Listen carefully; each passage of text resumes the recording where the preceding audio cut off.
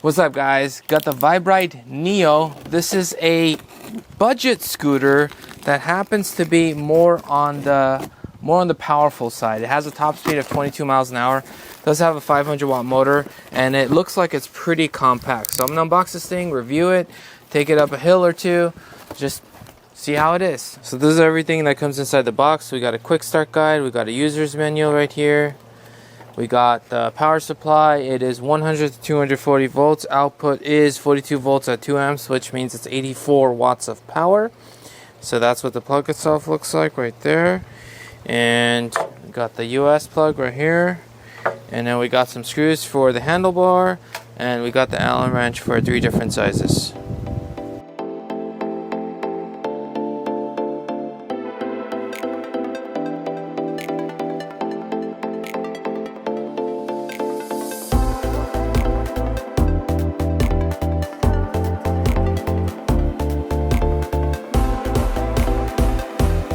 We have our rear disc brakes, we have our bell. This is for the folding mechanism. So if I hold the power button for a few seconds, it turns on. And then if I single tap, it turns on the light. If I single tap again, it'll turn off the lights. If I double tap, it goes between the modes. So right now it goes to standard, then it goes to the slow mode, then it goes to the fastest mode. And then to the standard, to the slowest mode, and then to the fastest mode. And then we have the throttle, and you need a kickstart for the throttle right there. To fold the scooter is pretty straightforward. You push this thing up, you pull this, and this stem kind of stays in place. So it's kind of a good thing actually, because it's not going to fall. So you don't need to be as careful. Well, I mean, you should still be careful though, either way. But it kind of stays in place, as you guys could see. And then you bring it all the way down. It clips in right here to the rear fender. And this thing is definitely on the lighter side of scooters. So yeah, so it should be definitely high on the portability list in terms of weight at least. One thing I forgot to mention is this thing also has a USB-A port, and you can actually use this to charge your phone. Albeit it does charge slowly, but it is there, so it's kind of cool. Alright, we're gonna start our first uphill. We're starting it at 20 miles an hour, now down to 19. Let's see if we can actually make it up there without zigzagging, or make it up there at all. I think we'll make it up there. I just want to know if I need to zigzag or not. Now keep in mind, I am around 200 pounds, which is around 92 kilograms. So most of the budget scooters do suffer. Alright, this thing is slowing down. It's still taking me, which is good, but it's slowing down. I feel like I'm gonna have to start zigzagging soon. Okay, yeah, I'm gonna have to zigzag.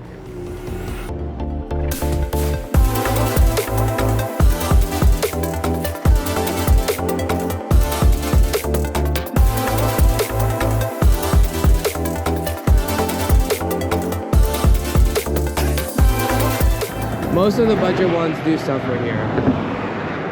Alright, going 22 miles an hour, and we're gonna start a decline right about now.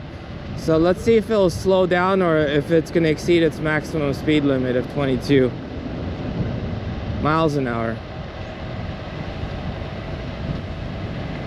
Alright, I feel like it's increasing.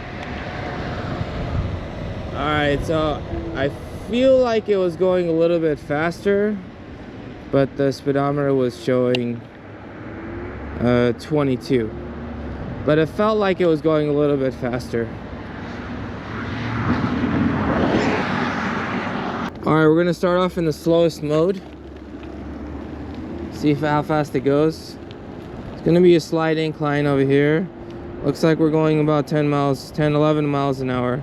12, 13, 12, 13. Okay, let's...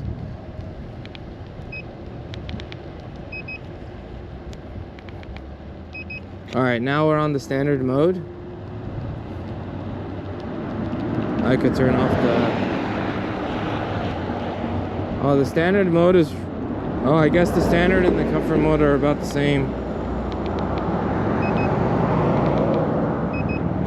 Okay, so I guess the sport mode is is the one that takes us up to 22 miles an hour. Acceleration is normal, maybe a little bit better than normal. Yeah, I would say it's a little bit better than normal. So there's a slight incline here. This incline it should handle no problem.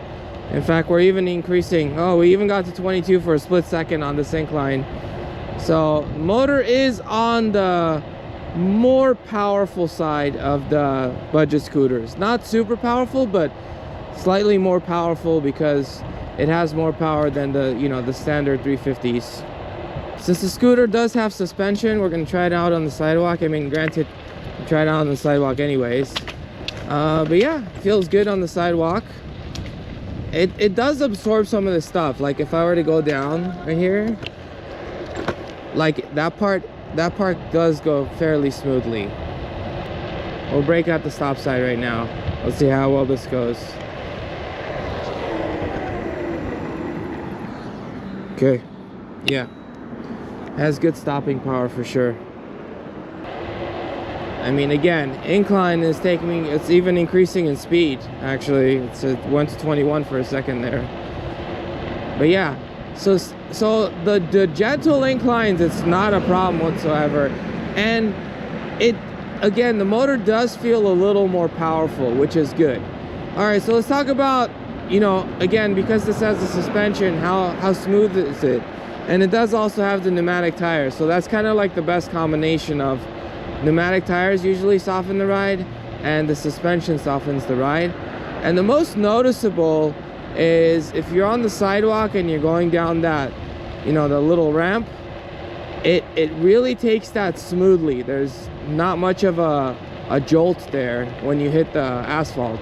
The only real negative that I didn't like about this scooter is the kickstand. That's really it. Everything else I honestly really like about the scooter. But the kickstand, I mean, it's fine, but it's easy, like this is what I mean. So if it's like this, if I just like push it, I'm not gonna know it's like this, and it's holding, and then you go a little bit more and it'll fall pretty easily. So the only thing I would say, the only improvement really to the scooter is the kickstand. And the kickstand is like screwed in, so I'm sure I could just get another kickstand if I really wanted to and screw that in and I'd be done. But that's really my only complaint about the scooter. Everything else is really, really good. And especially, like, again, keeping price in mind, because price is a very, very important factor when I review scooters, or when I review anything. Price is a very important factor. Like, I'm not gonna expect this scooter to go 40 miles an hour, because you know, it's not like $2,000 or $3,000. But I mean, for the price, considering the entire package that you're getting, it's a really good scooter. I genuinely really like it. It's also pretty portable, and then again, the motor, the acceleration wise is a little bit more on the powerful side of the budget scooters. I could feel like the acceleration is a little bit better, and it feels stable, it feels solid, so it's good. And then they, like, as I was saying it, like, it kind of pushed me. It was like, oh, let's go. So yeah, you also have the app, it has cruise control, and it has some other features and stuff like that as well. But yeah, I like the scooter. Let me know what you guys think in the comment sections below, and as always, smash that subscribe button, and I'll catch you guys in the next one.